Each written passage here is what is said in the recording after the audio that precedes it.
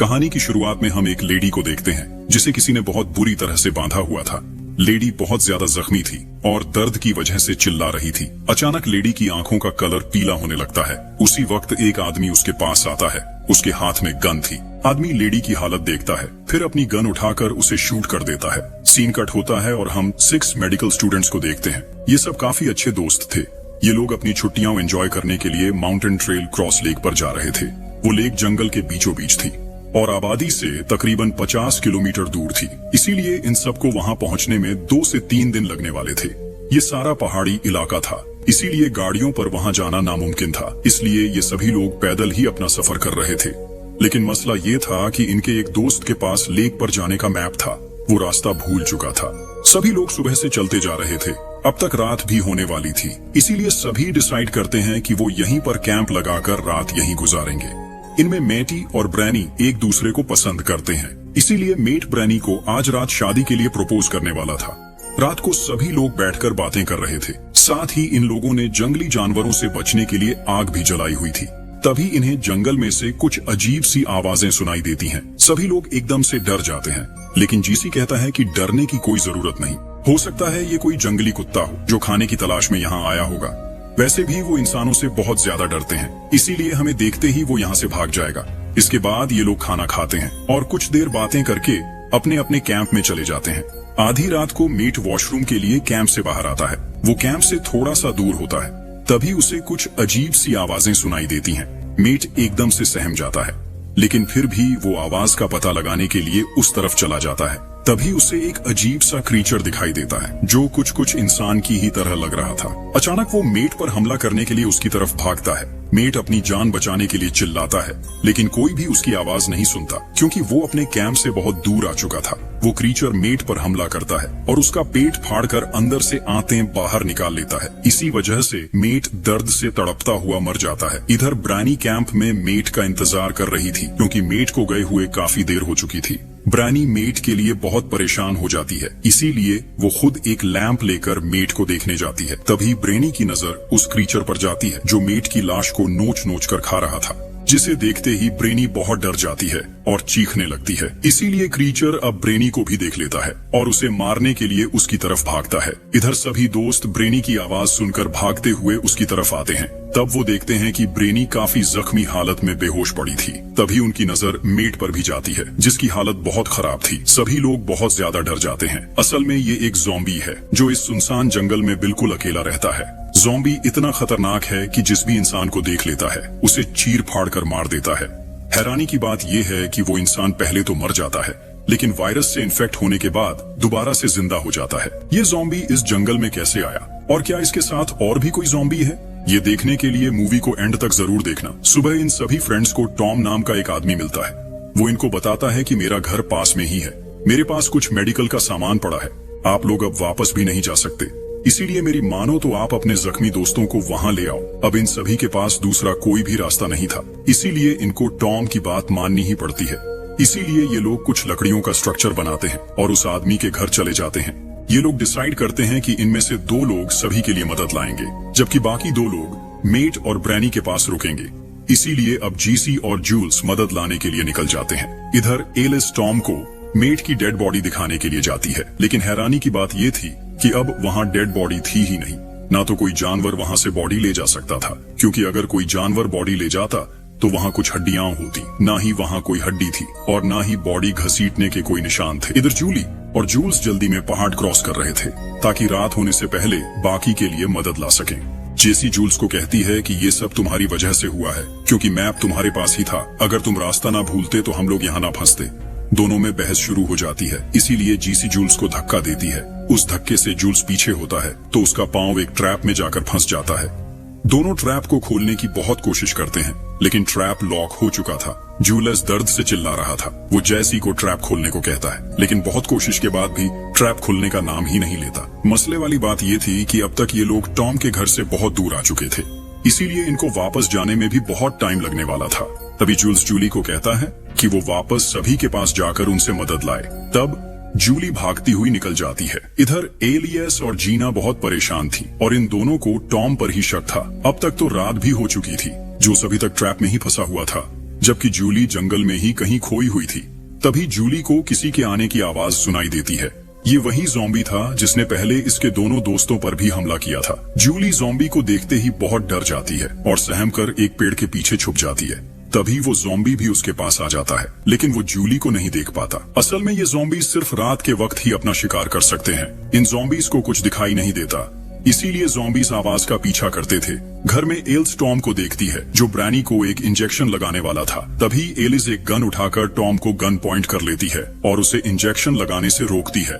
Tom कहता है कि ये एक एंटीबायोटिक इंजेक्शन है, हो सकता है कि इसे लगाने से ब्रैनी की हालत ठीक हो जाए, लेकिन एल्स फिर भी उसे ऐसा करने से रोकती है। लेकिन टॉम एल्स की बात नहीं मानता, इसीलिए एल्स टॉम की बाजू पर शूट कर देती है और गन की बैक साइड मारकर उसे ब्रैनी से दूर कर देती है। गन की आवाज सुनकर ज़ॉम्बी इनकी तरफ अट्रैक्ट हो जाता है, इसीलिए वो इनके घर के बाहर आ चुका था। लेकिन एल्स को अभी तक इस बारे में कुछ पता नहीं था। एलिस को बाहर से ज़ॉम्बी की अजीब सी आवाज सुनाई देती है, तो वो बाहर देखने जाती है। जैसे ही एलिस बाहर जाती है तो उसे भी ज़ॉम्बी नजर आ जाता है, जो देखने में ही बहुत खतरनाक लग रहा था। एलिस उसे देखते ही बहुत ज्यादा डर जाती है। अंदर जीना ने टॉम को गन पॉइंट किया हुआ था। तभी टॉम जीना को बताता है कि हम सब बहुत खतरे में फंसे हुए हैं, इसीलिए तुम्हें अपनी फ्रेंड ब्रैनी को मारना होगा। अगर ब्रैनी कल सुबह तक जिंदा रही तो हो सकता है कि सुबह का सूरज हमें में से किसी को देखना नसीब ना हो। लेकिन जीना को टॉम की बातों पर बिल्कुल भी यकीन नहीं था, इसीलिए वो टॉम को चुप रहने को कहती है। लेकिन टॉम बार बार जीना को ब्रैनी को मारने के लिए फोर्स कर रहा था। तभी जीना गुस्से में आकर टॉम की तरफ शूट करती है। टॉम को तो गोली नहीं लगती, इसीलिए वो वहां से भाग जाता है। अब घर में सिर्फ एल्स, जीना और जख्मी हालत में ब्रैनी ही बच गई थी। एलिस और जीना बहुत परेशान थी। उन्हें कुछ समझ नहीं आ रहा था कि उनको क्या करना चाहिए। तभी एलिस को फ्लोर पर बेसमेंट में जाने का एक रास्ता दिखाई देता है। जब ये दोनों दरवाजा खोलकर बेसमेंट में जाती हैं, तो वहाँ का माहौल देखकर दोनों काफी हैरान और परेशान हो जाती हैं। वहाँ कुछ मेडिकल का सामान पड़ा था, साथ ही हैंडकफ्स भी थे, जिनसे किसी के हाथ बांधे जाते हैं। बेसमेंट में बहुत ज्यादा बदबू थी। ऐसा लग रहा था कि यहाँ कोई जानवर लंबे टाइम से मरा पड़ा है, जिससे ये दोनों समझ जाती हैं कि टॉम एक बुरा इंसान है। वो अपने शिकार को इस रूम में लाकर मारता होगा। थोड़ी देर बाद जूली भी घर आ जाती है। वो एलिस और जीना को सब कुछ बताती है कि जूल्स एक ट्रैप में फंसा हुआ है। हमने बहुत कोशिश की उसे बाहर निकालने की, लेकिन किसी तरह भी वो वहां से आजाद नहीं हो पा रहा।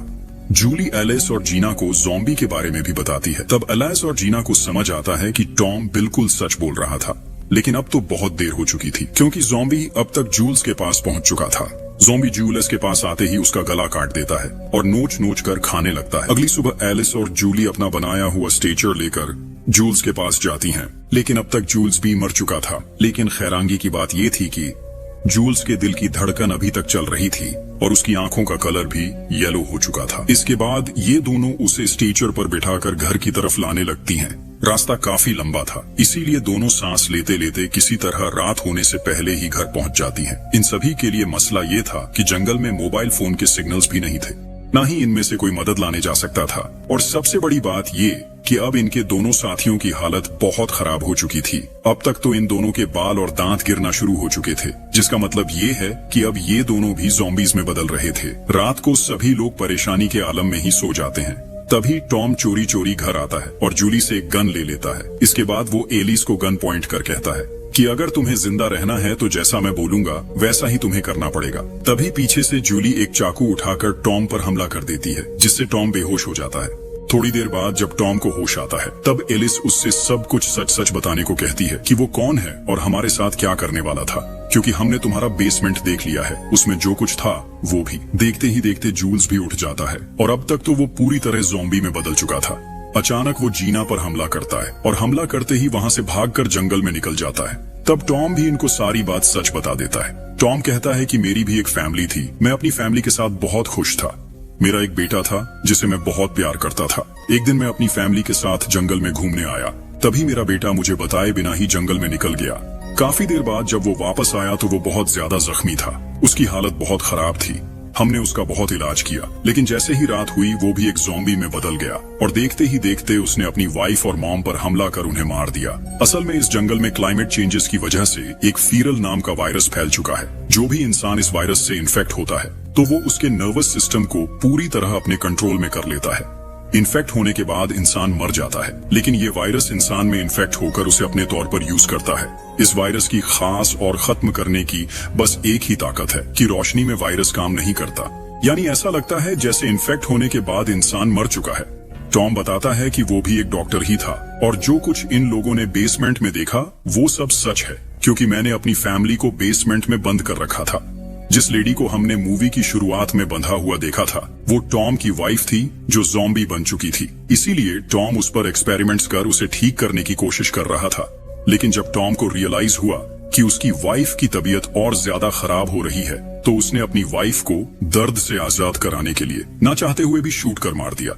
लेकिन उसका बेटा जो सबसे पहले ज़ॉम्बी बना था वो दोबारा से जंगल में ही भाग गया। मेट और बाकी सभी को जिसने मारा है वो मेरा बेटा ही है। जिसको उसने काटा है वो भी अब ज़ॉम्बीज में बदल जाएंगे, क्योंकि वो भी अब वायरस से इन्फेक्ट हो चुका है। टॉम एल्स को समझाता है, देखो अगर ये ज़ॉम्बीज बन गए तो हम में से कोई भी नहीं बचेगा, इसलिए हम सब के लिए अच्छा यही है कि तुम इनको मार दो, क्योंकि रात होते ही ये ज़ॉम्बीज अपना खाना तलाश करने के लिए यहाँ जरूर आएंगे। अब उन्हें पता चल चुका है कि इस घर में लोग मौजूद हैं। लेकिन एलेस को अभी भी टॉम की बातों पर यकीन नहीं हो रहा था। उसे लग रहा था कि टॉम सिर्फ अपनी जान बचाने के लिए झूठ बोल रहा है, लेकिन असलियत में टॉम बिल्कुल सच बता रहा था। अब तक ब्रैनी भी धीरे धीरे ज़ॉम्बी बनने लगी थी, इसीलिए ज्यादा हालात बिगड़ने से पहले ही सब लोग ब्रैनी को बेसमेंट में लाकर बांध देते हैं। इस दौरान जीना भी जख्मी हो चुकी थी क्योंकि उसे मेट ने काट लिया था। अब ब्रैनी पूरी तरह ज़ॉम्बी बन चुकी थी। वो जोर जोर से चिल्ला रही थी। ऐसा लग रहा था कि वो अभी सबको चीर फाड़ कर मार डालेगी। सब लोग बहुत डर चुके थे, लेकिन एल्स अब भी किसी की बात मानने को तैयार नहीं थी। इसलिए वो बेसमेंट से बाहर निकलती है और गन लेकर एक एक करके सारे इन्फेक्टेड लोगों को शूट करने लगती है। बेसमेंट के अंदर अब सिर्फ टॉम और जूली रह गए थे। अचानक टॉम जूली पर हमला करता है और उसे बेहोश कर देता है। फिर वो एलिस पर भी हमला करता है और उसे बांधकर बेसमेंट में फेंक देता है। जैसे ही टॉम घर से बाहर निकलता है, उसका अपना बेटा जो सबसे पहला ज़ॉम्बी बना था अचानक उस पर हमला कर देता है और उसे भी मार डालता है। थोड़ी देर बाद एलिस की आंख खुलती है। उसके सामने जीना खड़ी होती है। जीना तुरंत एलिस और जूली पर हमला करने के लिए झपटती है। एलिस किसी तरह हिम्मत करके गोली मारकर जीना को खत्म कर देती है। इसके बाद एलिस घबराकर जूली को कहती है, जल्दी भागो, हमें यहाँ से निकलना होगा। लेकिन जूली की किस्मत खराब थी। जैसे ही वो भागने लगती है, एक ज़ॉम्बी उसके पैर पर काट लेता है। अब तक एल्स ही अकेली थी जो वायरस की शिकार नहीं हुई थी। जूली आंसू भरी आंखों से एलिस से कहती है, मैं ज़ॉम्बी नहीं बनना चाहती, कृपया मुझे गोली मार दो। लेकिन एलिस में इतनी हिम्मत नहीं थी कि वो अपनी सबसे अच्छी दोस्त को अपने ही हाथों मार दे। इसलिए जूली खुद एलिस के हाथों से गन लेती है और बिना एक पल सोचे अपने ही सिर पर गोली चला देती है। और इस तरह एल्स किसी तरह जान बचाकर जंगल से निकल रही थी। लेकिन सवाल ये है कि क्या वो सच में बच पाई, या जंगल से बाहर भी ये खौफनाक वायरस उसका पीछा करेगा? इसका जवाब शायद हमें कभी ना मिले। और इसी के साथ ये मूवी यहीं खत्म हो जाती है। आपको ये मूवी कैसी लगी कमेंट्स में जरूर बताइएगा।